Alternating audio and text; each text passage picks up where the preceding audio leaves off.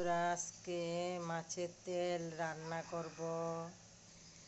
প্রথমে কড়াই বসিয়ে দিলাম, তারপরে কড়াইয়ের ভিতরে মাছের তেলটা দিয়ে দিলাম।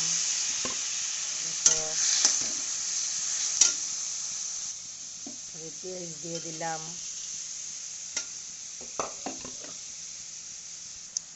এরপরে দিয়ে দিলাম হলুদের গুঁড়া,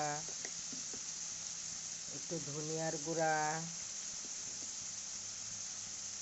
একটু জিরার গুঁড়া, আর দিয়ে দিলাম আস্ত ভেঙে কাঁচা লঙ্কা, কারণ সবাই ঝাল খেতে পারে না, তার জন্য। আর দিয়ে দেব একটু লঙ্কার গুঁড়ো, আর দিয়ে দিচ্ছি নুন, স্বাদ মতো নুন দিয়ে দিচ্ছি। এই দেখো, আমার মাছের তেলটা প্রায় হয়ে গেল।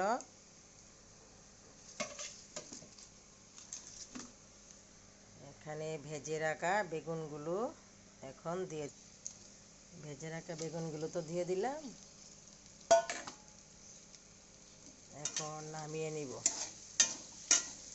দেখেছো আমার মাছের তেলটা কি সুন্দর হয়েছে। তোমরা জানিও কেমন হয়েছে।